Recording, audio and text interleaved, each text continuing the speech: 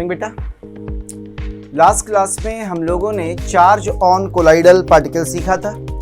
Negatively और positive collide सीखे थे, याद हो। पॉजिटिव कोलाइड के लिए एक भोपा ट्रिक सीखी थी, कुछ याद है ना। चलिए उसी को आगे बढ़ाते हैं बेटा। अगली हेडिंग है कोगुलेशन या फ्लॉकुलेशन। सबसे पहले इनके मतलब क्या होते हैं, कोगुलेशन और फ्लैकुलेशन के, और इनमें कोई डिफरेंस यदि है तो वो डिफरेंस क्या होता है। देखिए बेटा क्या होता है, यदि हम कोई कोलाइडल सॉल्यूशन लेते हैं तो उसमें जो कोलाइडल पार्टिकल्स होते हैं वो छोटे छोटे साइज के पार्टिकल्स हैं, which may be positively charge, may be negatively charge, sometimes neutral भी होते हैं कभी कभी। जब किसी एक पार्टिकल का चार्ज खत्म हो जाता है किसी भी कारण से, मान लो इसका चार्ज खत्म हो गया, तो ये अपने को चार्ज करने के लिए दूसरे पार्टिकल से जुड़ना शुरू कर देता है, और जब ये इससे जुड़ेगा तो इन दोनों को मिलके साइज हो जाएगा बेटा बड़ा, और जब साइज बड़ा हो जाएगा तो ये कोलाइडल रेंज को पार कर जाएगा और सस्पेंसॉइड बन जाएगा और आपको दिखना शुरू हो जाएगा। इसी तरह से ढेर सारे पार्टिकल जब इससे जुड़ेंगे तो ये नीचे की तरफ बैठना शुरू हो जाएगा और यहाँ बैठ के बना देगा प्रेसिपिटेट। तो ये जो प्रेसिपिटाइजेशन ऑफ कोलाइडल पार्टिकल्स होता है, इनका चार्ज कम होने के कारण या अनस्टेबल होने के कारण इट इज कॉल्ड कोगुलेशन और फ्लॉकुलेशन। दोनों में फर्क क्या है, यदि ये पार्टिकल बड़ा होने के बाद जब दिखाई पड़ने लगे, सरफेस पे फ्लॉट करने लगे, तो इसे फ्लॉकुलेशन कहा जाता है, और नीचे जाके सेटल्ड हो जाए तो इसे कोगुलेशन या प्रेसिपिटाइजेशन कहा जाता है। अब आपके दिमाग में एक सवाल आ रहा होगा, सर जब ये बड़ा होगा साइज में, प्रेसिपिटाइज होगा, तो नीचे ही जाएगा, ऊपर क्यों जाएगा? नहीं बेटा, कभी कभी ये ऊपर भी चले जाते हैं, कभी कभी ये नीचे ना जाके ऊपर भी चले जाते हैं, और इनका कोगुलेशन ना हो के क्या हो जाता है, फ्लोकुलेशन हो जाता है। देखिए मैं एग्जाम्पल समझने के लिए, मेरे पास कोई इंक है तो मैं आपको समझाता हूँ। ये मुश्किल है, इंक होना नहीं है, चलिए मैं आपको समझाता हूँ। देखिएगा, ये मेरे पास बेटा मार्कर की इंक है ब्लैक, और मैं इसे पानी में डाल रहा हूं। ये मैंने एक बीकर में पानी लिया है, ठीक है, दिख रहा है बेटा, एक फ्लास्क में पानी लिया। ये इंक मैं इसमें डाल रहा हूं। देखिएगा मैंने इंक को इसमें, अरे है ना, अच्छा शायद बंद है, इसको खोलना पड़ेगा, छेद करना पड़ेगा। देखो कुछ है, इससे हो जाए शायद। चलिए शायद हो गया होगा। अब देखिएगा मैं इसमें इंक डालता हूँ, देखूँ जरा क्या होता है। देखिए मैंने इंक डाल दी, ये देखिए नीचे गई और फिर ये ऊपर आ गई, प्रेसिपिटेट बन गया इसका, यानी घुली नहीं है, ऊपर आ गई, पर ऊपर तैर रही है। देखिए मैं दिखाता हूँ, देखिए ये रही, देखिए ये पूरी इंक ऊपर तैर रही है बेटा, तो ये नीचे नहीं बैठी, तो ये क्या कर रही है, फ्लॉट, तो इसे कहते हैं फ्लॉकुलेशन।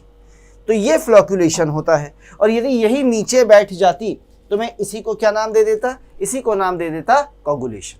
तो पहले तो फ्लॉकुलेशन और कोगुलेशन, क्या आपको इनका डिफरेंस समझ में आ गया बेटा क्या होता है? तो व्हाट इज कोगुलेशन या फ्लॉकुलेशन है क्या? तो हम ऐसे बोलते हैं कि इट इज द प्रेसिपिटाइजेशन। क्या है ये? प्रेसिपिटाइजेशन। ये है of colloidal particles, of colloidal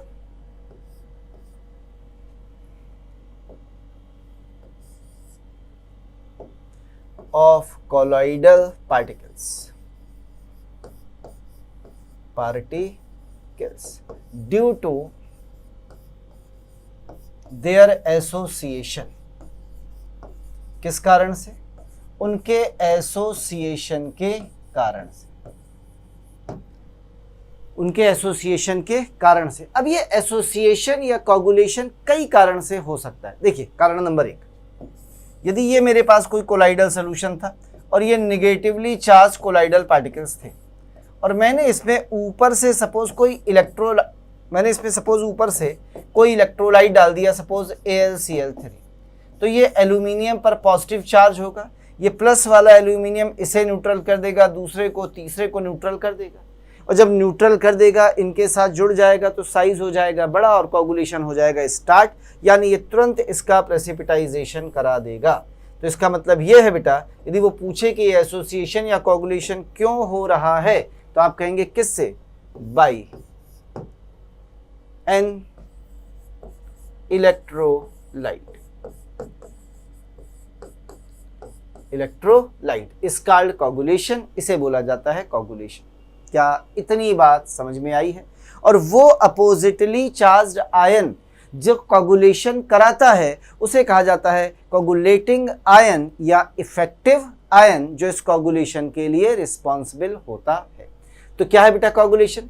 it is the precipitization of colloidal particle due to their association by adding या बाय एन इलेक्ट्रोलाइट, किसी इलेक्ट्रोलाइट के द्वारा जो उनका एसोसिएशन हो जाता है डिस्चार्ज होने के बाद, इसी को नाम दे दिया जाता है कोगुलेशन या फ्लोकुलेशन। क्या इतनी बात समझ में आई है? चलिए थोड़ा सा आगे बढ़ते हैं, और इस फ्लोकुलेशन के लिए हमें एक रूल दिया जाता है, जरा उस रूल से मिल लें फिर हम आगे की बात करेंगे। एक रूल हमें दिया जाता है इसके लिए, जिसे कहते हैं Hardy. It is Hardy शुल्जे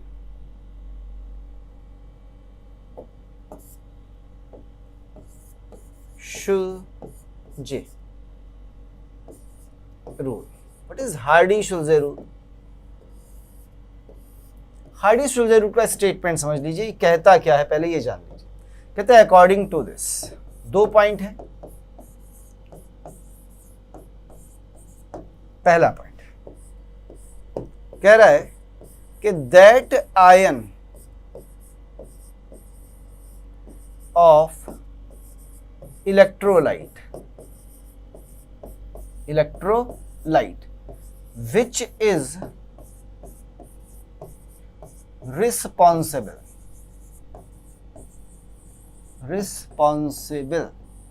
for coagulation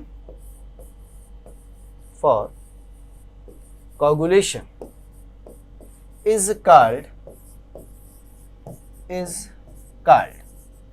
क्या कहलाता है बेटा? Effective ion. Is called effective ion, और ये इसी का दूसरा नाम बोला coagulating ion. Coagulating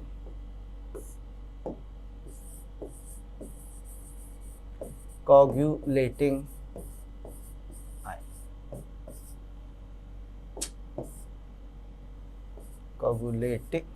coagulating ion, और ये हमेशा होगा अपोजिटली चार्ज,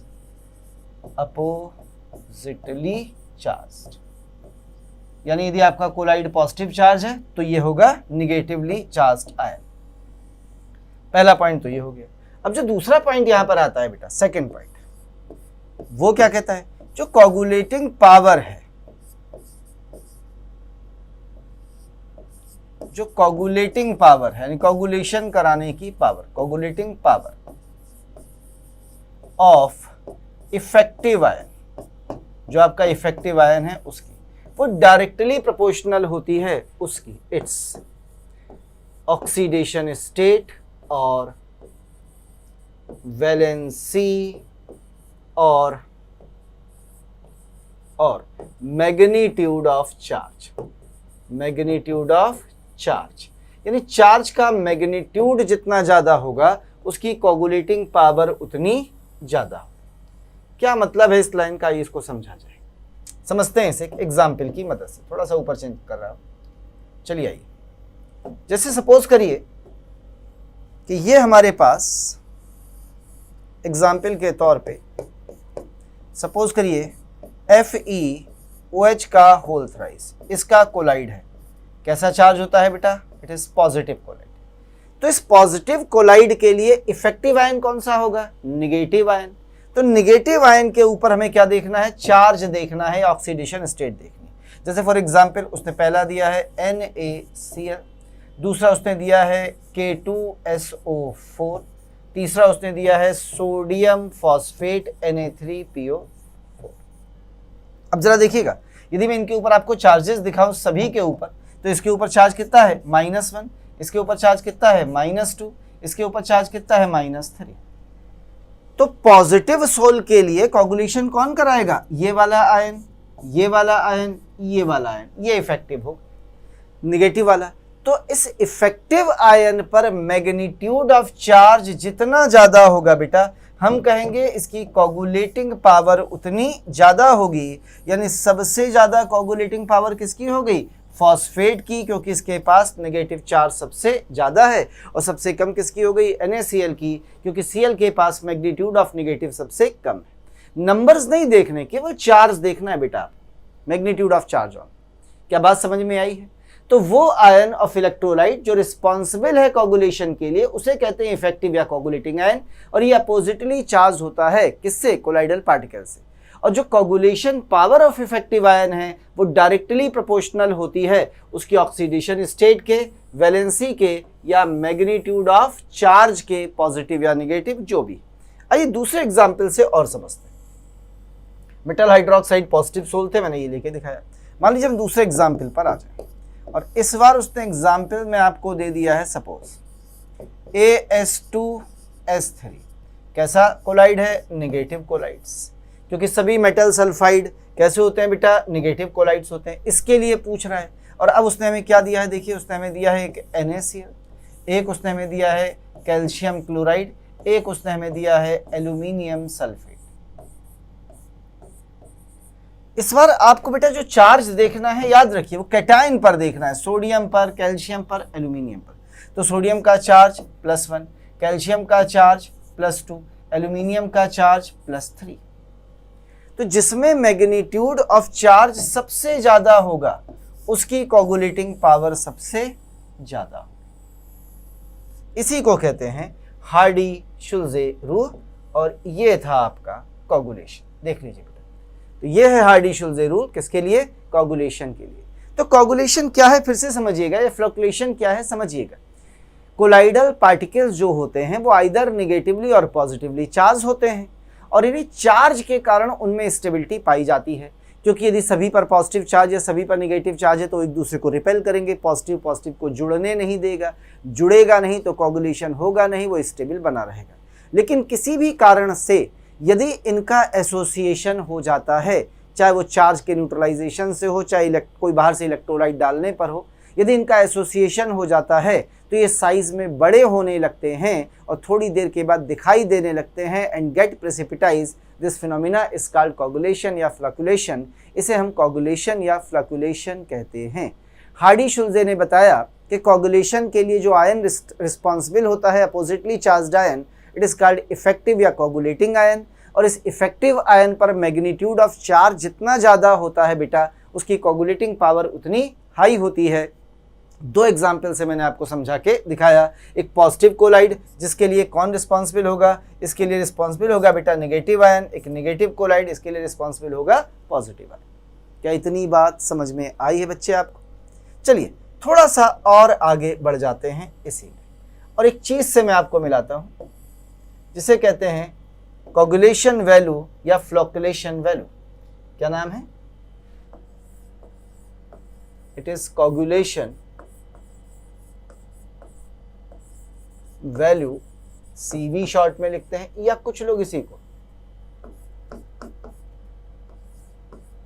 फ्लोकुलेशन वैल्यू भी कहते हैं। फ्लोकुलेशन वैल्यू कुछ भी कह सकते हैं जो आपको अच्छा लगे। मैं इसे FV या CV किसी से भी दिखा दूंगा। कहते हैं सर ये क्या चीज है? देख बड़ा आसान है। फ्लोकुलेशन वैल्यू का मतलब क्या है? डेफिनेशन कहता है कि it is simply the number of millimoles. हमेशा एक बात याद रखिए कि आपको अमाउंट जो निकालना है वो केवल और केवल मिलीमोल्स में निकालना है।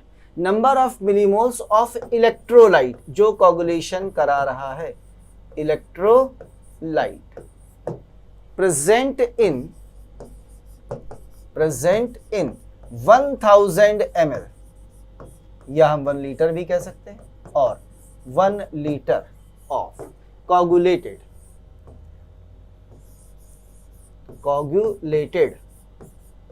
Colloidal solution.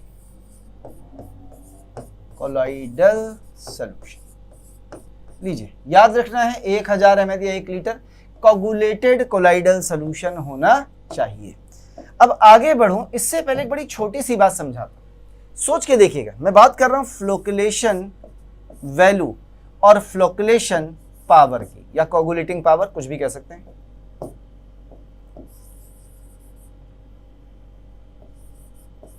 कोगुलेटिंग पावर की। जरा सोचिए, ऐसे बोलते हैं, यदि किसी की कोगुलेटिंग पावर बहुत ज्यादा है तो थोड़ा सा डालने पर ही कोगुलेशन हो जाएगा, तो मिलीमोल कम होंगे यानी फ्लोकुलेशन वैल्यू कम होगी। तो जिसकी कोगुलेटिंग पावर ज्यादा उसकी फ्लोकुलेशन वैल्यू कम, सही ना भाई, थोड़ा सा डालने से काम हो गया तो वैल्यू कम, और बहुत ज्यादा डालना पड़ा तब काम हुआ, यानी वैल्यू बहुत ज्यादा, इसका मतलब उसकी कोगुलेशन पावर कैसी है, बहुत कम है। तो ये एक दूसरे के इनवर्सली प्रोपोर्शनल होते हैं हमेशा। आइए इसे समझने के लिए हम एक छोटा सा न्यूमेरिकल करके देखना चाहते हैं, एक क्वेश्चन लगाना चाहते हैं। क्या कह रहा है सुनिएगा, for the coagulation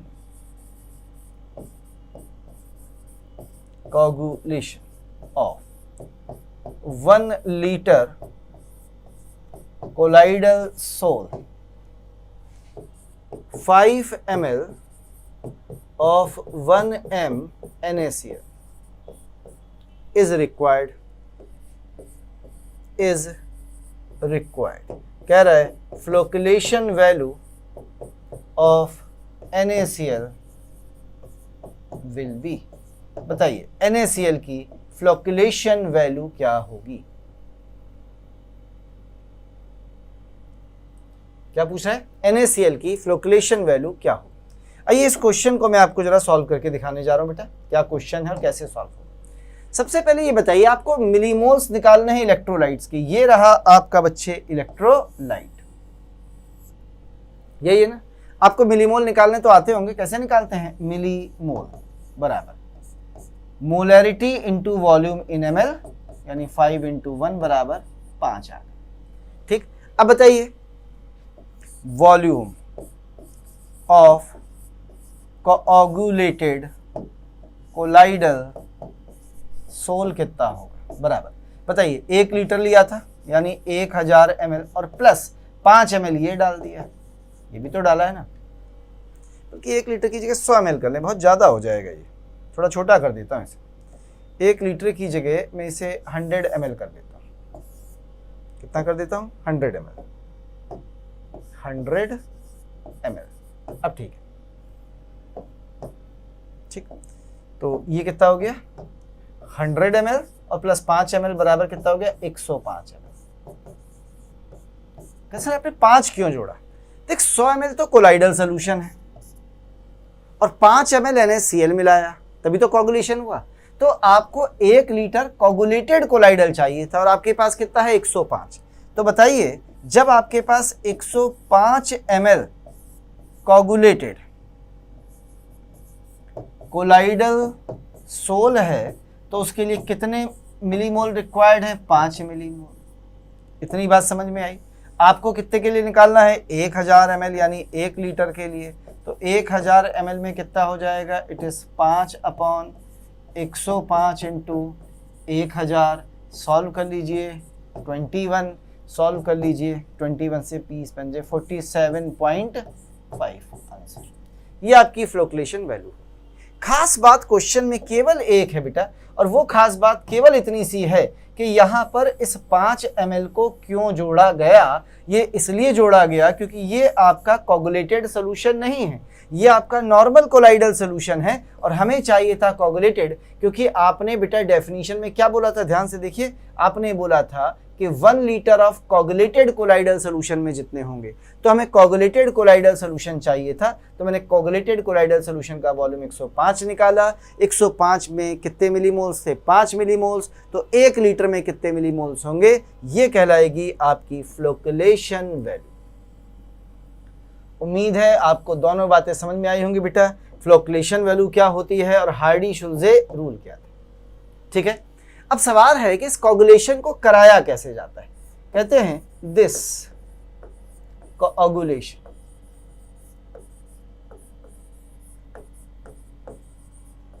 can be done by.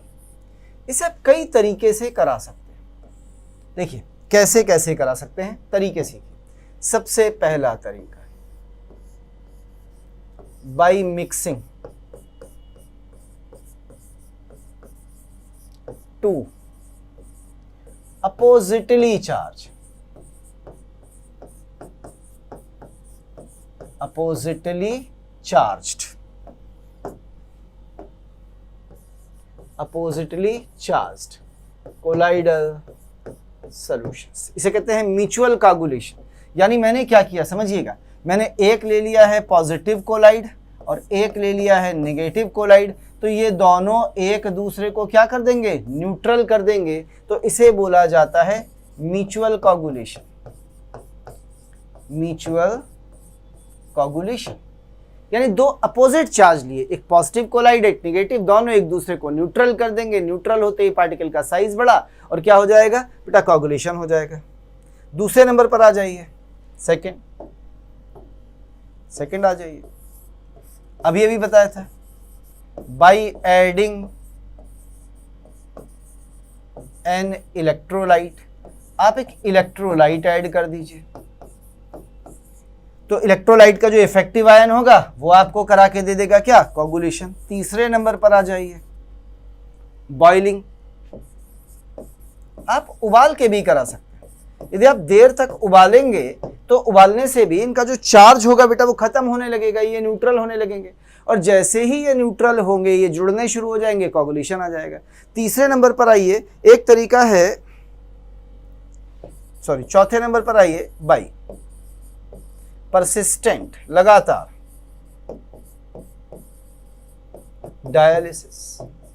यदि हम इसका लगातार डायलिसिस करते चले जाएं तो क्या होगा बेटा कि धीरे धीरे क्रिस्टलॉइड पार्टिकल कम होने लगेंगे, थोड़ा सोल्यूशन भी, सॉल्वेंट भी कम होने लगेगा, तो कंसंट्रेशन बढ़ने लगेगी और कोलाइडल पार्टिकल पास पास आके एक दूसरे से क्या होने लगेंगे, न्यूट्रल होने शुरू हो जाएंगे।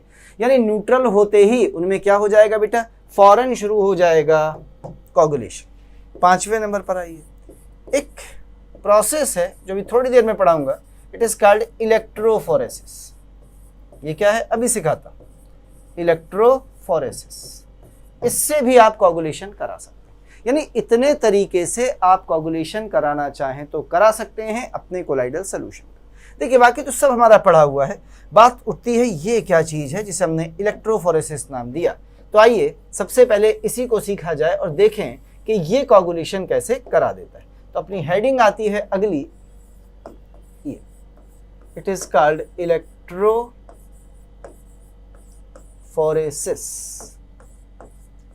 What is electrophoresis? तो इलेक्ट्रोफोरेसिस क्या है, पहले डेफिनेशन समझ लें। कहते हैं it is the movement of charged colloidal particles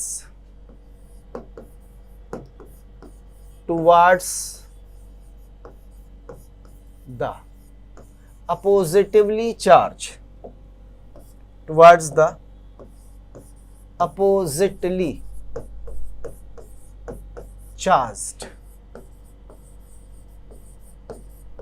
electrode under the influence of electric field। पहले समझिए होता क्या है, आइए इसे समझाता हूं। देखिए हम क्या करते हैं, ऐसी एक EU ट्यूब ले लेते हैं, ये रही, ठीक, और इस EU ट्यूब में क्या करते हैं, कोई भी एक कोलाइडल सॉल्यूशन भर लेते हैं। सपोज करिए आपने AS2S3 का कोलाइडल सॉल्यूशन भर लिया, तो यहाँ कोलाइडल पार्टिकल्स निगेटिवली चार्ज हो गए मेरे ख्याल से, बोलो भाई, क्योंकि ये तो एक निगेटिव कोलाइड है ना, तो निगेटिवली चार्ज ये कोलाइडल पार्टिकल्स। अब जैसे ही हम इसमें एक इलेक्ट्रिक फील्ड लगाते हैं, ये मैंने इलेक्ट्रिक फील्ड लगा दिया, इधर ये पॉजिटिवली चार्ज एनोड, इधर ये नेगेटिवली चार्ज कैथोड, ये एनोड और ये कैथोड। तो होगा क्या, देखिएगा,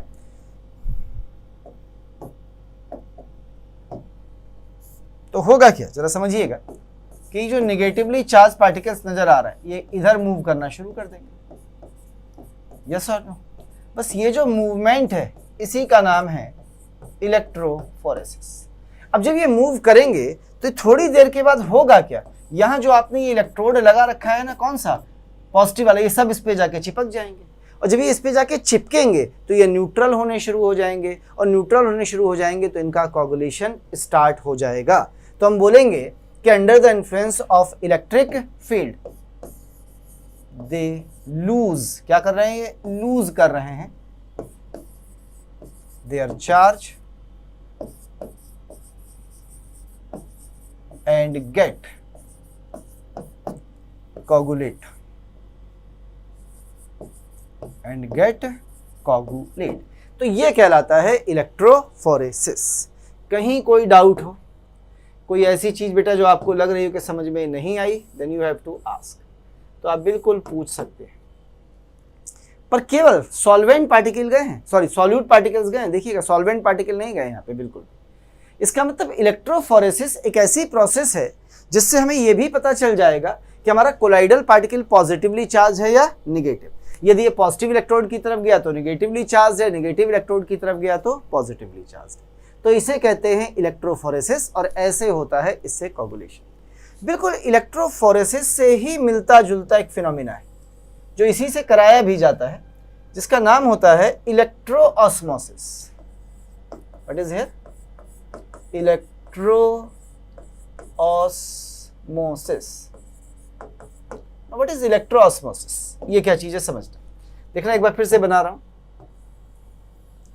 ये हमने एक YouTube ली थी ऐसे, ठीक, और हमने एक इलेक्ट्रोड लगा दिया था यहां पर। ये रहा आपका एनोड और ये रहा आपका कैथोड। ये एनोड है और ये कैथोड है, ठीक। अब मैंने एक काम यहां और किया, यहां मैंने एक लगा दी है SPM यानी सेमी परमेबल मेम्ब्रेन। क्या लगा दी है? सेमी परमेबल मेम्ब्रेन, ठीक।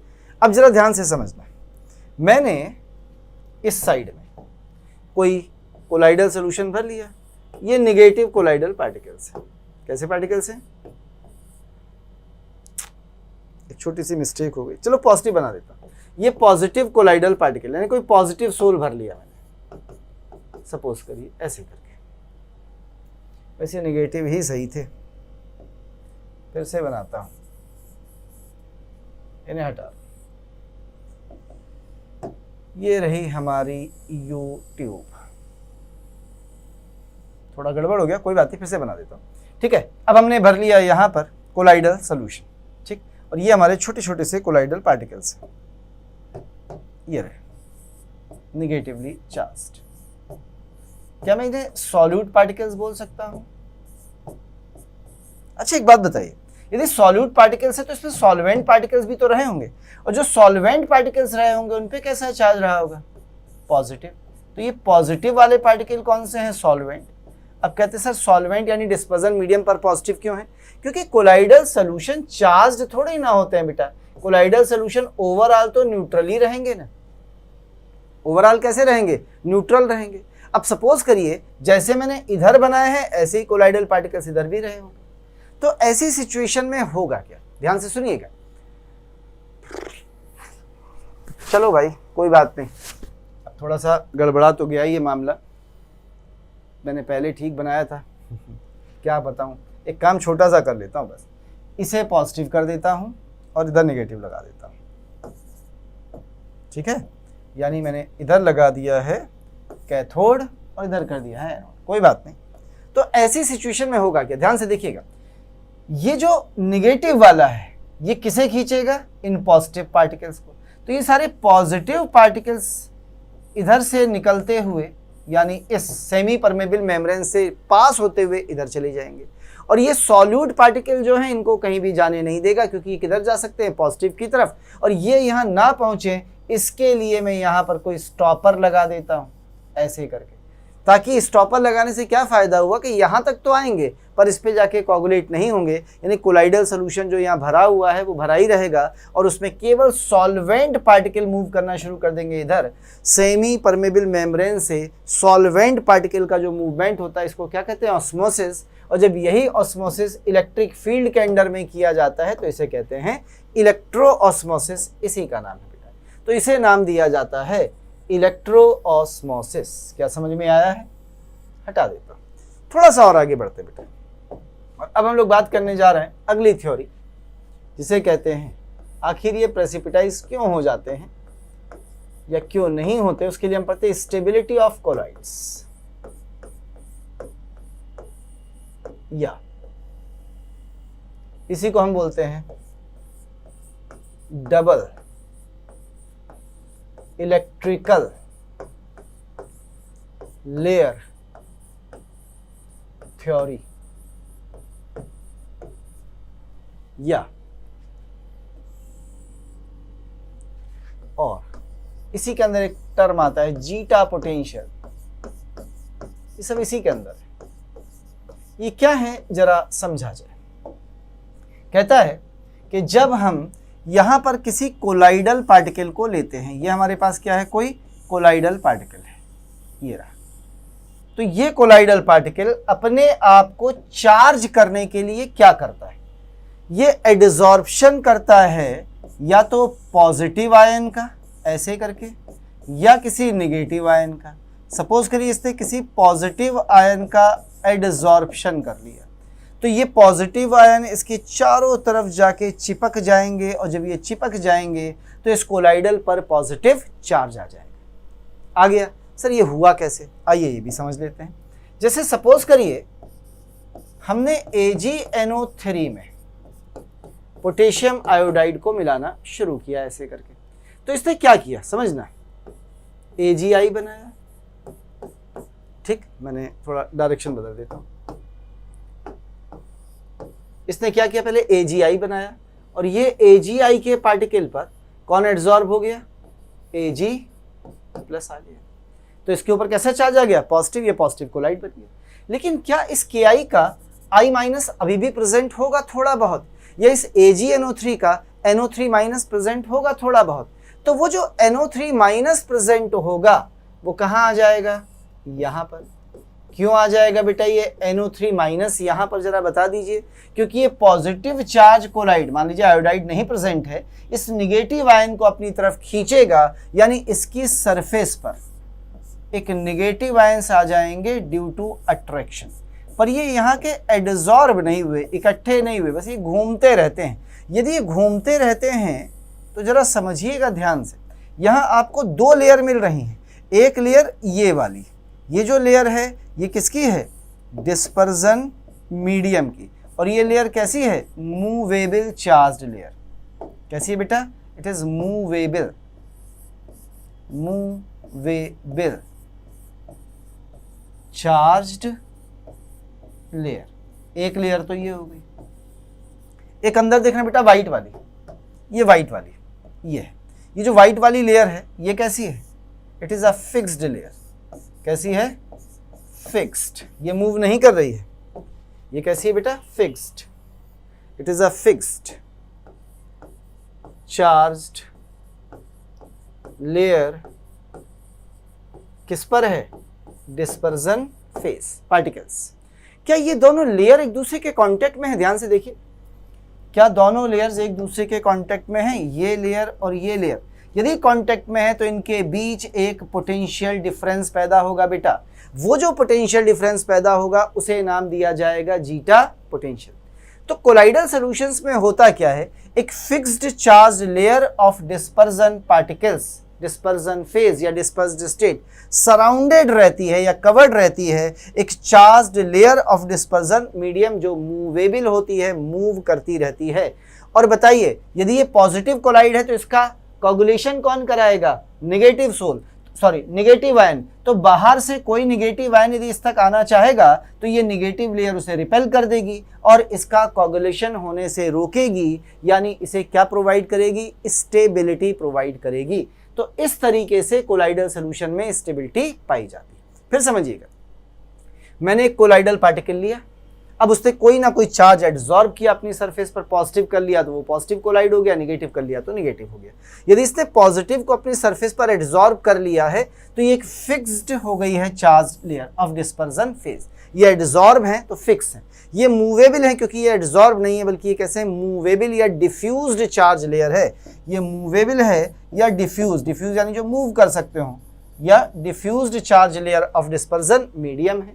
तो ये डिस्पर्जन मीडियम की चार्ज्ड लेयर इसे बचा के रखती है, इसी को कहते हैं सॉल्वेटेड करके रखती है, ऐसे भी कह सकते हैं सॉल्वेटेड करके, हाइड्रेटेड करके रखती है, जिसके कारण बाहर से आने वाला कोई नेगेटिव आयन इसका कोगुलेशन नहीं करा पाता और हमारे कोलाइडल सोल्यूशन की स्टेबिलिटी बनी रहती है। जब ये दो चार्ज लेयर एक दूसरे के कांटेक्ट में आती हैं तो इनके बीच में एक पोटेंशियल डिफरेंस पैदा होता है, उस पोटेंशियल डिफरेंस को नाम दिया जाता है जीटा पोटेंशियल। और ये जो लेयर का कॉन्सेप्ट दिया था, ये जिस साइंटिस्ट ने दिया था उसका नाम था हेल्महोल्ट्ज, तो इसे कुछ लोग हेल्महोल्ट्ज डबल लेयर थ्योरी भी कहते हैं। क्या आपको समझ में आया है बेटा मैंने क्या समझाया? चलिए थोड़ा सा अपन इसे लिखना चाहते हैं, इसे थोड़ा छोटा कर दो ताकि थोड़ी जगह लिखने के लिए हमें मिल जाए, और थोड़ा सा छोटा कर देते हैं। लीजिए, तो स्टेबिलिटी ऑफ कोलाइड्स या डबल इलेक्ट्रिकल लेयर, हम इसके बारे में एक आध लाइन लिखना चाहते हैं, आइए लिख लेते हैं।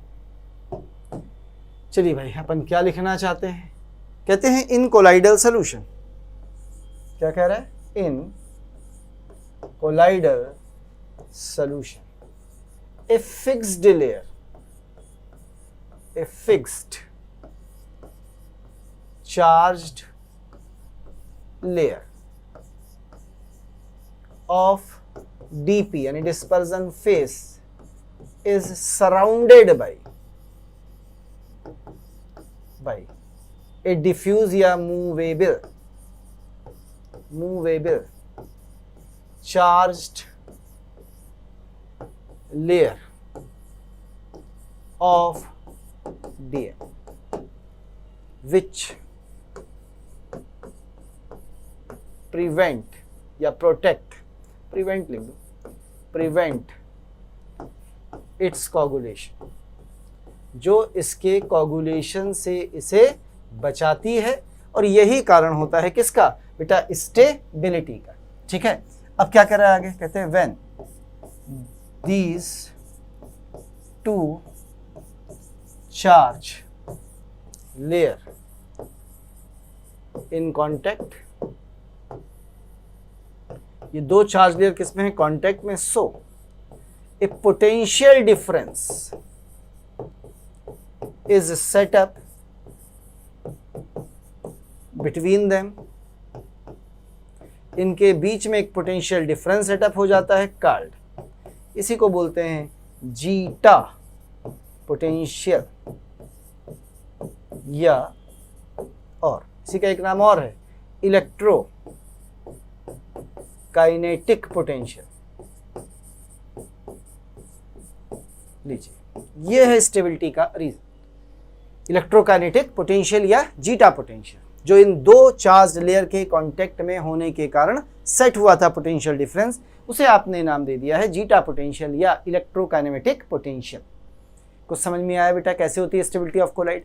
इसी को सॉल्वेशन कहते हैं। कितना गजब का सॉल्वेशन, डिस्पर्जन मीडियम, जैसे पानी है तो हाइड्रेशन, अल्कोहल है तो एल्कोहलेशन, ऐसे करके सॉल्वेंट है तो सॉल्वेशन, यही बचाता है इस कोलाइडल पार्टिकल्स को किससे? अपोजिटली चार्ज्ड आयन से। यानी यही रीजन होता है इसकी स्टेबिलिटी। अच्छे से सोच लीजिए, इतने में कहीं कोई डाउट हो तो बताइए।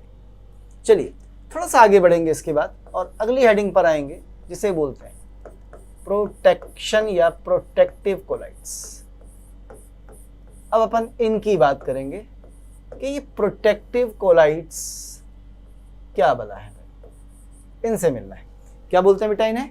Protective colloids. तो अपन देखना चाहते हैं कि प्रोटेक्टिव कोलाइड्स कौन होते हैं, तो आइए देखते हैं। चलिए बेटा बात कर लेते हैं किसके बारे में? प्रोटेक्टिव कोलाइड्स के बारे में। सबसे पहले ये क्या होते हैं और इन्हें प्रोटेक्टिव कोलाइड क्यों कहते हैं? कहते हैं दीज आर लायोफिलिक कोलाइड्स। ये क्या है बेटा? Lyophilic colloids. और क्योंकि जो लायोफिलिक कोलाइड्स होते हैं दे आर वेरी स्टेबल, वो बेटा स्टेबल होते हैं, लेकिन जो लायोफोबिक कोलाइड होते हैं वो स्टेबल नहीं होते। तो उन्हें स्टेबल करने के लिए हम उसमें थोड़ा सा लायोफिलिक कोलाइड्स मिला देते हैं, तो वो प्रोटेक्ट करते हैं लायोफोबिक कोलाइड को, उनकी स्टेबिलिटी को बढ़ाते हैं, उनका कोगुलेशन होने से रोकते हैं, यानी प्रोटेक्ट करते हैं फ्रॉम कोगुलेशन। इसलिए इन्हें बोलते हैं प्रोटेक्टिव कोलाइड्स। तो अपन डिफाइन करते हैं कि these are lyophilic colloids which protects the lyophobic, इन्हें बचाते हैं lyophobic colloids from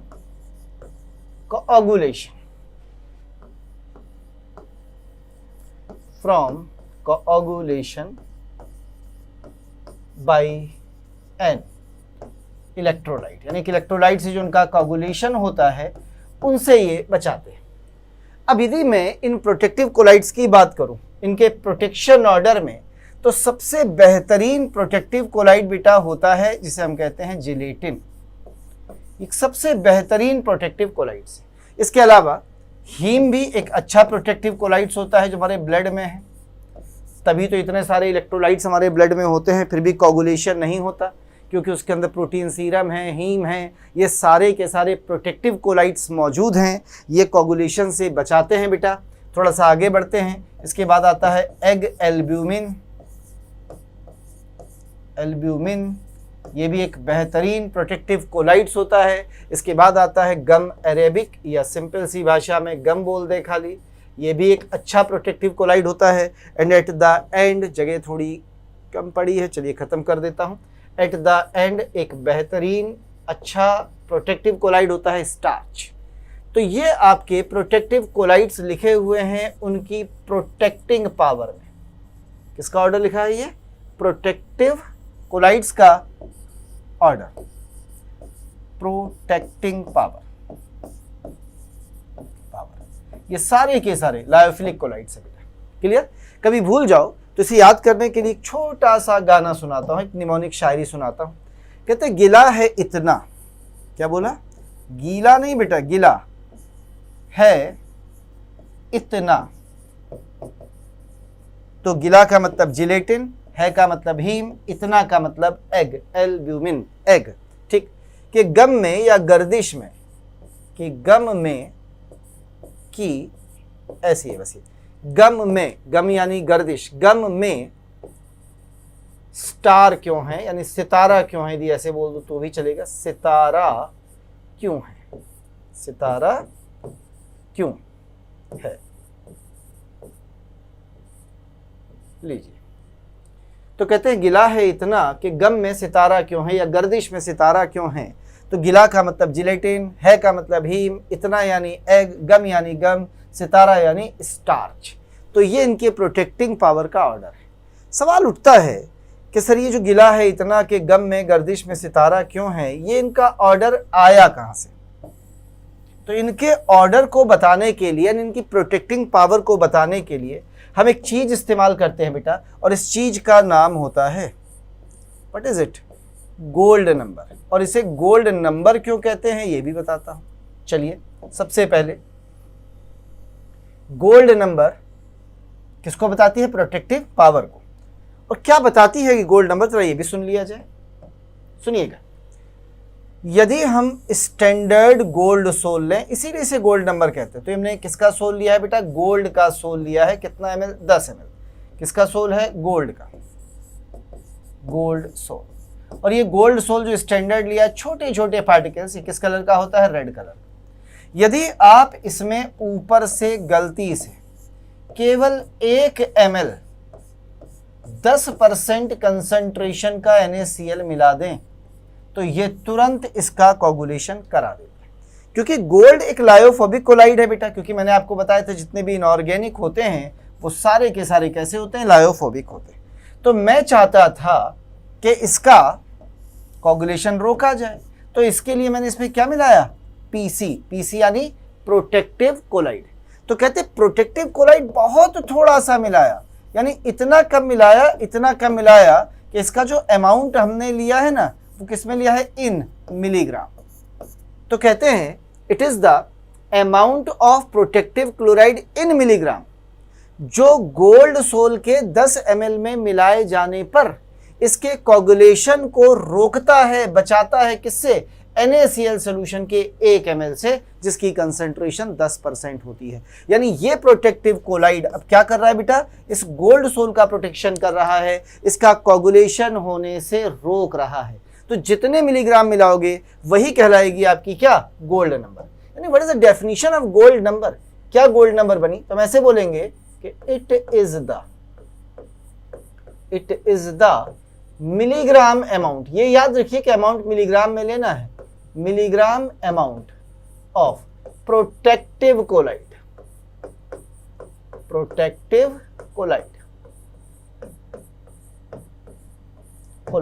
which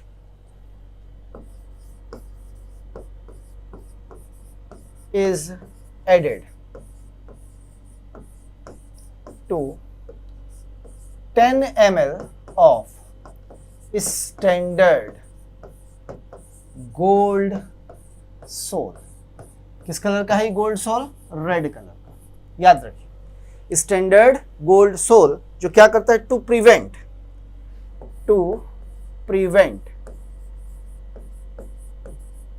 its coagulation by 1 ml of 10% NaCl, इसे कहते हैं गोल्ड नंबर। अब जरा सोच के देखिए, सिंपल सी बात, दिमाग से सोचिए कि जो गोल्ड नंबर है वो तो अमाउंट है ना, वो तो अमाउंट है। यदि गोल्ड नंबर ज्यादा है तो हमें प्रोटेक्टिव कोलाइड ज्यादा मिलाना पड़ेगा। यदि आपको ज्यादा मिलाना पड़ रहा है तो उसकी प्रोटेक्टिंग पावर कम होगी। और यदि थोड़ा सा मिलाने से काम चल जाए, एक पंच मारा उसी से काम हो गया, तो पंच में पावर ज्यादा है, ये तो मतलब है। और 10 पंच मारे कुछ नहीं हो तो पंच में पावर नहीं है। तो थोड़े से काम चल जाए तो पावर ज्यादा है। इसका मतलब यदि गोल्ड नंबर कम है, अमाउंट कम है, तो उसकी जो प्रोटेक्टिंग पावर है बेटा, जो प्रोटेक्ट करने की पावर है वो उतनी ज्यादा होगी। यानी हम कह सकते हैं कि जिसकी गोल्ड नंबर कम होती है उसकी प्रोटेक्टिंग पावर हमेशा ज्यादा होती है। तो ये गोल्ड नंबर की डेफिनेशन होती है। और जब भी कभी गोल्ड नंबर का बेटा अपन क्वेश्चन लगाएंगे तो मैं आपको एक बड़ी छोटी सी चीज बता देता हूं कि कभी भी आपको गोल्ड नंबर का क्वेश्चन लगाना पड़े, पूछा जाए गोल्ड नंबर कैसे निकालोगे, तो आप हमेशा इस 2K वाली ट्रिक को इस्तेमाल करिए। सीधे वैल्यू रखिए एंड गेट द आंसर। ना कोई थ्योरी अप्लाई करनी है, ना ऊपर की डेफिनेशन के बारे में कुछ सोचना है, बस सीधे सीधे आपको लिखना है क्या, मिलीग्राम ऑफ प्रोटेक्टिव कोलाइड। जो आपने मिलीग्राम मिलाया है प्रोटेक्टिव कोलाइड के, डिवाइड कर दीजिएगा वॉल्यूम ऑफ गोल्ड सोल। इससे जो भी आपको वॉल्यूम दिया है मिलीलीटर में होना चाहिए, और बस इसे मल्टीप्लाई कर दीजिए 10 से, you will get your answer. Sir formula कहाँ से आया, कुछ मत सोचिए कहाँ से डिराइव हुआ है, बिल्कुल सीधे याद रखिए, डिराइव करने की जरूरत नहीं। आइए समझने के लिए अपन एक क्वेश्चन करेंगे, छोटा सा क्वेश्चन करेंगे। आई हैव अ क्वेश्चन, एक क्वेश्चन मेरे पास है, उस क्वेश्चन को लेना चाहूंगा। आइए एक क्वेश्चन है बेटा मेरे पास, कह रहा है, क्वेश्चन देखिएगा, आपके एग्जाम का ही क्वेश्चन है। कह रहा है 2.5 gram of starch is required, starch is required, ये रिक्वायर्ड है to prevent the coagulation, to prevent the coagulation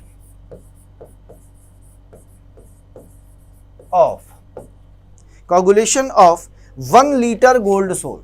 थोड़ा बहुत नहीं दिया उसने, 1 लीटर गोल्ड सोल दिया है, 1 litre gold sol from 1 ml of 10% NaCl। कह रहा है gold number of starch is, starch की गोल्ड नंबर बताइए, और ऑप्शन दिए हैं 4। पहला 2.5, दूसरा 25, तीसरा 250 और चौथा D 0.25। लीजिए ये आपको वैल्यूज दी, सॉल्व करना है बेटा, मैं अभी सॉल्व कर देते हैं। देखिएगा सिंपल सा क्वेश्चन है, बच्चों वाला। फॉर्मूला ऊपर लिखा है गोल्ड नंबर पूछ रहा है, बताइए मिलीग्राम ऑफ प्रोटेक्टिव क्लोराइड यानी स्टार्च कितने मिलीग्राम दिया है, 2.5 ग्राम। मिलीग्राम में कन्वर्ट करने के लिए हो गया milligram amount divided by volume of gold. 1 litre दिया, लीटर को ml में कन्वर्ट कर 10⁻³ ml इंटू 10 कर दो। 10⁻³ से 10⁻³ कट गया, 2.5 इंटू 10 बराबर 25 है। कोई आंसर बी। पहला काम मिलीग्राम ऑफ प्रोटेक्टिव क्लोराइड होना चाहिए, तो ग्राम को मिलीग्राम में बदला, 1000 से मल्टीप्लाई कर दिया। ये जो वॉल्यूम ऑफ गोल्ड दिया है, वॉल्यूम ऑफ AU सोल, ये ml में होना चाहिए, लीटर को मिलीलीटर में बदल दिया, 10 ये कट गया, आंसर आ गया। आसान सा क्वेश्चन था। कहीं कोई डाउट हो बेटा, कुछ ना समझ में आया हो, जरा बताइए। तो वापस आ जाते हैं अपने किस पर, गोल्ड नंबर पर। तो it is the milligram amount of protective chloride which is added to 10 ml of standard gold sol to prevent its coagulation by 1 ml of 10% NaCl, इसे गोल्ड नंबर कहते हैं। समझ में आ गया। अब यदि मुझे ये पता चल गया कि गोल्ड नंबर जो है वो प्रोटेक्टिंग पावर के जस्ट अपोजिट है, इनवर्सली प्रोपोर्शनल है, तो मैंने आपको अभी भी प्रोटेक्टिंग पावर का एक ऑर्डर बताया था, याद है आपको? क्या बताया था बेटा? गिला है इतना, यानी सबसे पहले जिलेटिन, गिला है यानी इसके बाद हीम, इतना यानी एग एल्ब्यूमिन के गर्दिश यानी गम में सितारा यानी स्टार्च क्यों है, यही था ना। तो प्रोटेक्टिंग पावर का ऑर्डर क्या था? सबसे ज्यादा जिलेटिन, तो गोल्ड नंबर जिलेटिन की सबसे कम, फिर हीम की, फिर एग एल्ब्यूमिन, फिर गम, देन स्टार्च। तो ये किसका ऑर्डर है बेटा? It is the increasing order. कौन सा ऑर्डर है? Increasing order. Increasing order of gold number या decreasing order of protecting power. भाई गोल्ड नंबर जितनी ज्यादा, प्रोटेक्टिंग पावर उतनी कम, सिंपल। यही तो आप पीछे पढ़ के आए। प्रोटेक्टिंग पावर का डिक्रीजिंग, सबसे ज्यादा जिलेटिन की थी, सबसे कम स्टार्च की, और गोल्ड नंबर सबसे कम जिलेटिन की, सबसे ज्यादा स्टार्च की। भाई जिसकी पावर ज्यादा वो थोड़े से ही काम चला देगा, सही है ना। तो ये कहलाती है गोल्ड नंबर। क्लियर? चलिए थोड़ा सा आगे बढ़ जाते हैं, बस एक लाइन में आपको और सिखा देता हूं, चैप्टर खत्म करता हूं। एक छोटा सा टर्म होता है इमल्शन। वैसे तो हम जानते हैं क्या होता है, पर इसे अलग से थोड़ा सा पढ़ना चाहता हूं। क्या होता है? कोलाइड इन विच, क्या होता है बेटा? It is colloids in which dp and dm both are liquids। और ये जो लिक्विड हैं ये बहुत पार्शियली मिसिबल या ऑलमोस्ट इमिसिबल होते हैं। आपस में कैसे हैं? बहुत कम मिसिबल हैं या ऑलमोस्ट इमिसिबल। कैसे हैं? पार्शियली मिसिबल और ऑलमोस्ट इमिसिबल। कैसे हैं? ऑलमोस्ट इमिसिबल हैं, यानी आपस में घुलते नहीं, उन्हें कहते हैं इमल्शंस। अब ये इमल्शन दो तरह के होते हैं।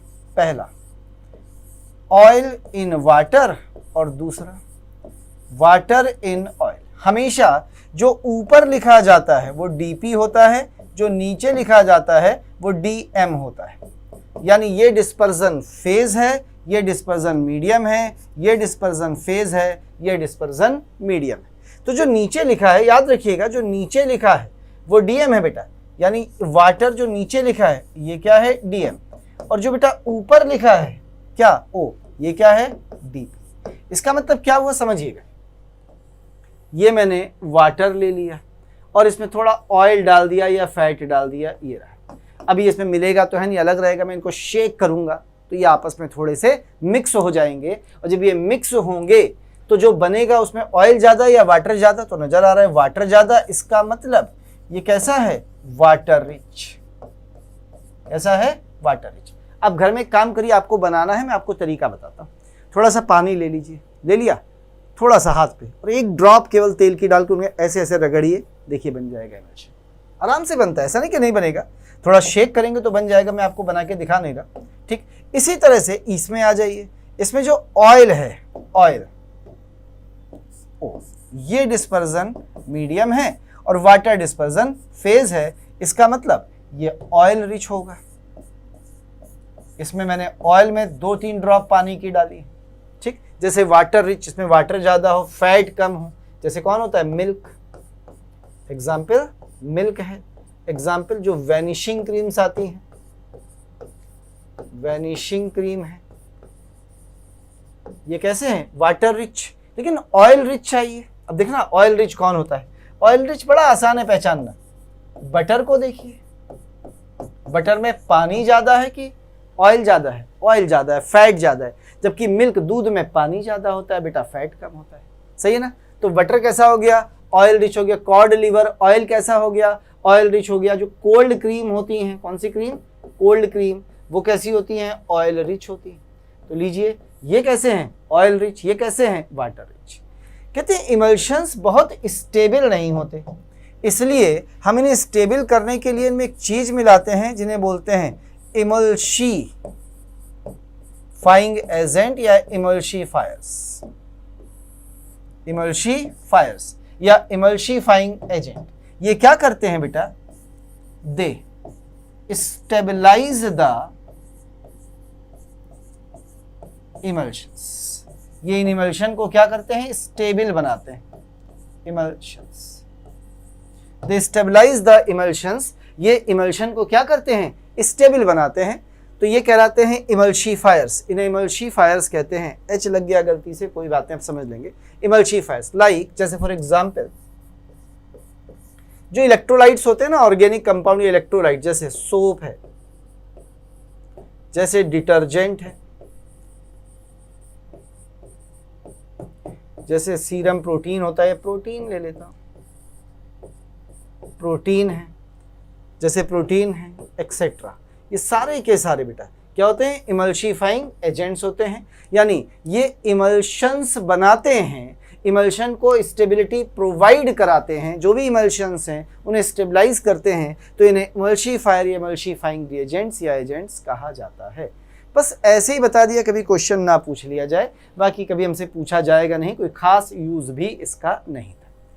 चलिए चैप्टर को खत्म कर देते हैं एक लास्ट हेडिंग के साथ, बात करते हैं एप्लीकेशंस ऑफ कोलाइड्स की, कि इनको कहाँ इस्तेमाल किया जाता है। एप्लीकेशंस, चलिए मैं इन 4 एप्लीकेशन हैं, 1 बाय 1 एक एक करके सीखते हैं। एप्लीकेशन नंबर 1, सबसे पहले आते हैं इन मेडिसिन्स।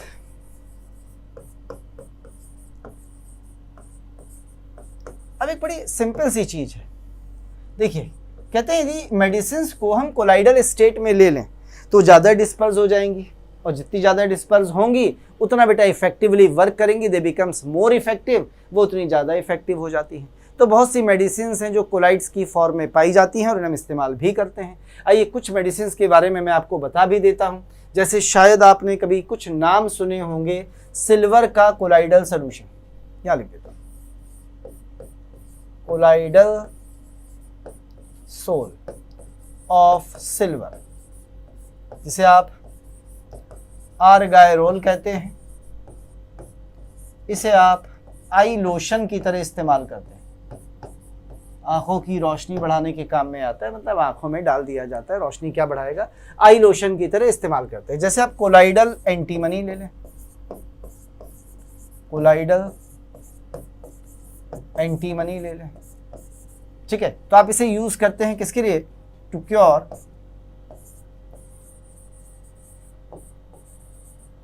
काला एजर या काला एजार, ऐसे पढ़ते हैं।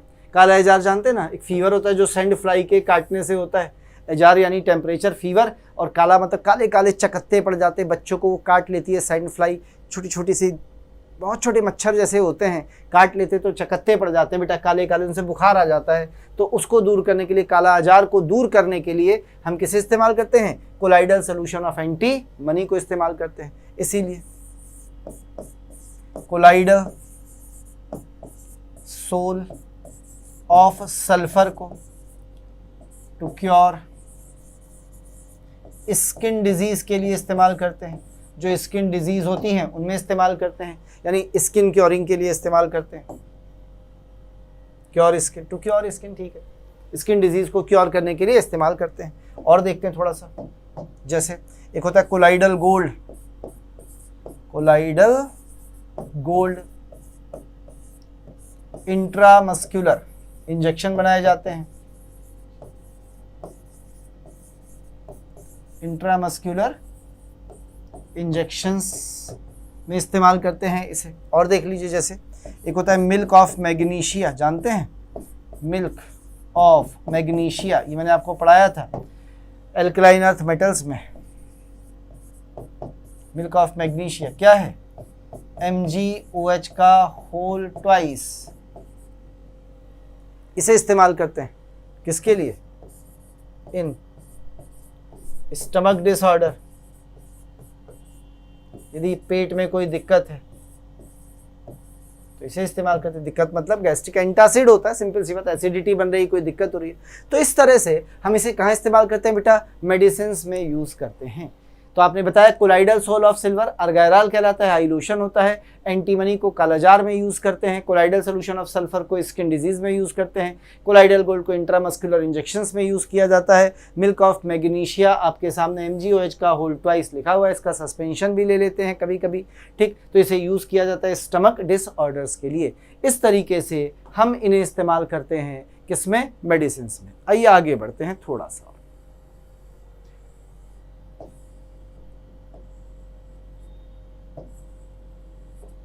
नेक्स्ट दूसरे पे चलते हैं, सेकेंड यूजेस। तभी आपने नाम सुना होगा फॉर्मेशन ऑफ डेल्टाज, बचपन में पढ़ाया गया होगा छोटी क्लासेस में आपको, फॉर्मेशन ऑफ डेल्टा। डेल्टा जानते हैं कि नहीं, जब कोई नदी समुद्र से टकराती है तो रेत का एक ढेर लग जाता है, डेल्टाज बन जाते हैं, सुने ना, वो डेल्टा कहलाते हैं। तो डेल्टा का फॉर्मेशन कैसे होता है सुनिएगा, जो रिवर है ना, नदी है, जब वो बह रही है, ये है बह रही है, और यहाँ आके किससे मिल रही है, समुद्र से, ये समुद्र है। तो समुद्र में क्या पाया जाता है, सलाइन वाटर। नदी का पानी मीठा होता है, समुद्र का पानी खारा होता है, ऐसे बोलते हैं ना, सलाइन वाटर, सी वाटर है, ये सी है बेटा, ये सी वाटर है, ठीक, और ये क्या है, रिवर है। तो नदी का पानी मीठा है, तो नदी में जो सैंड पार्टिकल्स होते हैं ना, ये जो मिट्टी के पार्टिकल्स हैं, वो तेजी से फ्लो कर रहे हैं, और ये सारे पार्टिकल्स कैसे हैं, निगेटिवली चार्ज। जैसे यहाँ पहुंचेंगे सलाइन वाटर में, इलेक्ट्रोलाइट घुले होंगे, साल्ट घुले होंगे, तो उनके कैटायंस इन पार्टिकल्स को डिस्चार्ज करके इनका एकदम से कोगुलेशन करा देंगे, और एक जगह ये रेत के पार्टिकल कोगुलेट होकर इकट्ठे हो जाएंगे, तो एक पहाड़ जैसा बनता चला जाएगा, क्योंकि इतने सारे पार्टिकल इकट्ठे हो गए। तो इसी को बोलते हैं फॉर्मेशन ऑफ डेल्टा, डेल्टा का बनना।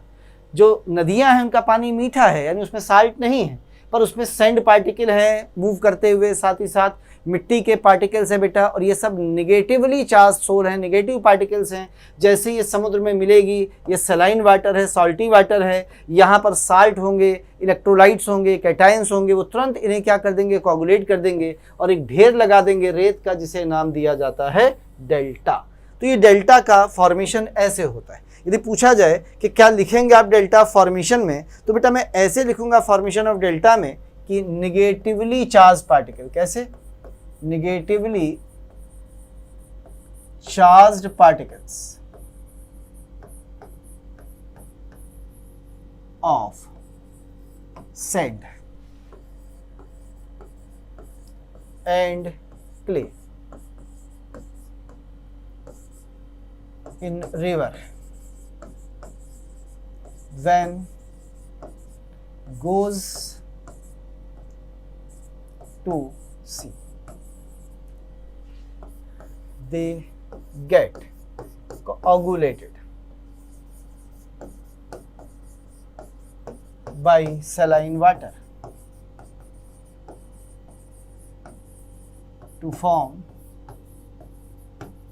क्या फॉर्म कर लेते हैं, delta, to form delta.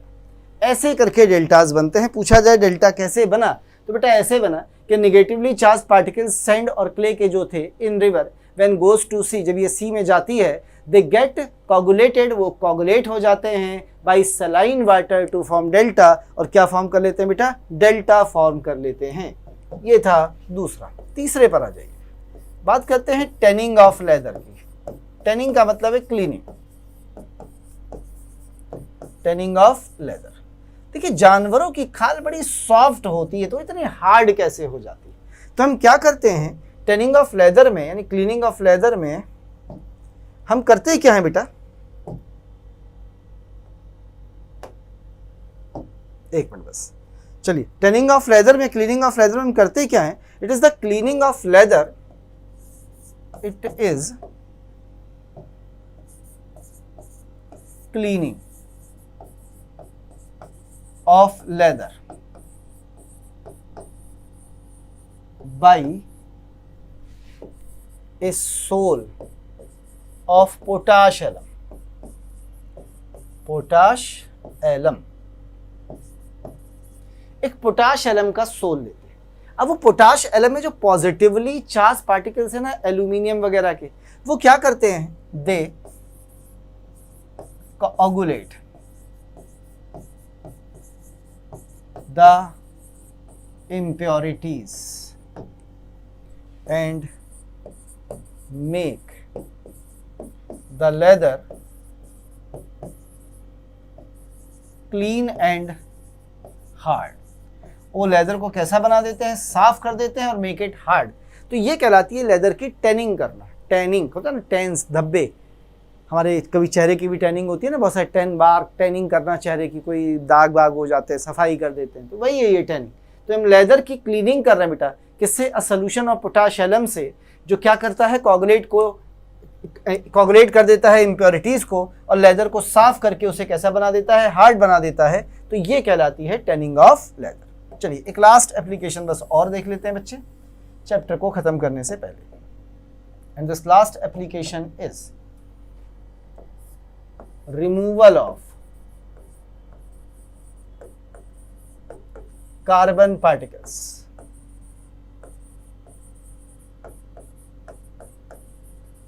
from smoke by the help of, by using Cottrell precipitator। ये क्या बवाल है, ये क्या करता है समझिएगा। ये कुछ ऐसा बना है कि इधर से आपके पास आ रहा है स्मोक, धुआं, गंदा गंदा, काला काला, कैसा है, ब्लैक, क्योंकि कार्बन के पार्टिकल्स। और यहां पे क्या है देखिएगा, यहां पे एक पॉजिटिवली चार्ज्ड इलेक्ट्रोड लगा हुआ है। जैसे ही स्मोक इसके अंदर आएगा, इसमें जितने भी काले काले से पार्टिकल्स होंगे वो सारे के सारे निगेटिवली चार्ज होंगे, क्योंकि हमें पता है कार्बन पार्टिकल्स ऑफ स्मोक जो होते हैं वो निगेटिवली चार्ज होते हैं, वो सब यहाँ चिपक जाएंगे। और जो प्योरीफाई होने के बाद कलरलेस हो जाएगी गैस, वो यहाँ से निकल आएगी। इट इज़ बची हुई गैसेस जो फ्री हैं फ्रॉम कार्बन, यानी जो काला काला धुआं था, अब उस धुएं में कार्बन के पार्टिकल्स नहीं रहे, तो धुआं उतना काला नहीं है, उतना नुकसानदायक नहीं है। तो ये कहलाता है remover of carbon particles from smoke by using Cottrell precipitator. तो ऐसा होता है ये आपका कॉट्रेल प्रेसिपिटेटर। पुराने ज़माने में यहीं पे एक लोहे का गोला टांग देते थे, वो काला हो जाता था। ये किसमें, चिमनी जिसे कहते हैं, हर्स जिसे कहते हैं, चिमनियों में आप इसे इस्तेमाल करते हैं। तो ये कॉट्रेल प्रेसिपिटेटर कहलाता है। लीजिए बेटा, it is all about colloids पूरा हो गया है आपका, और यहीं पे आपका कोर्स भी ख़त्म हो जाता है। आके थोड़ा लेट हो गया है, मैं मानता हूँ, गलती भी मैं अपनी मानूंगा यहाँ पे थोड़ी सी बेटा, लेकिन क्या कर सकते थे, मुझे 12 अप्रैल को कोरोना हो गया था। ठीक, रिकवर होने में समय लगा, जैसे हम लोगों के पूरे 2 महीने थोड़े से मेरे कारण ही, बीमारी के कारण ही से ही ख़राब हुए। मैं केवल आपसे सॉरी कह सकता हूँ, और पनिशमेंट के तौर पे मैं केवल इतना ही कर सकता हूँ बेटा कि वीडियोस तो आपको सारे मिल चुके हैं। फिर भी यदि आपको कभी लगता है कि आपके साथ थोड़ा मैंने जस्टिफाई किया है, तो जो मेरे नए वीडियोस आए हैं वो मैं आपको प्रोवाइड करा दूंगा, थोड़े बहुत आपकी डिमांड पर 1-2 चैप्टर्स के, ठीक है ना, पुराने बच्चों को। ठीक, बाकी आपका बेटा जो ऐप है उसकी डेट भी एक्सपायर हो गई थी जुलाई में, पर मैंने उसको एक्सटेंशन ले लिया है, इसलिए मैंने उसको पे करके उसका एक्सटेंशन ले लिया है। वो रहेगा आपका 10 सितंबर तक। एग्ज़ाम के बाद ये ऐप अपने आप ख़त्म हो जाएगा, नया ऐप चालू हो जाएगा। पुराने बच्चों के लिए जो छूट कर पाऊँगा बेटा वो केवल इसलिए कर दूँगा क्योंकि आपको यदि लगता है कि मैंने कोर्स टाइम से नहीं कराया, तो फिर भी अभी आपके एग्ज़ाम के लगभग 26-27 दिन बाकी हैं, फिर भी जो भी है, ठीक, 12 तारीख को एग्ज़ाम है, तब तक आपका को रिवीजन कर सकते हैं। लेकिन हाँ, अब मैं आपको क्वेश्चंस ज़रूर कराऊंगा, अगली क्लास से थोड़े क्वेश्चंस की प्रैक्टिस कराऊंगा, कुछ मॉडल टेस्ट कराऊंगा और चैप्टर वाइज थोड़े से क्वेश्चंस भी कराऊंगा। आज यहीं तक रखूंगा बेटा। थैंक यू, धन्यवाद, शुक्रिया।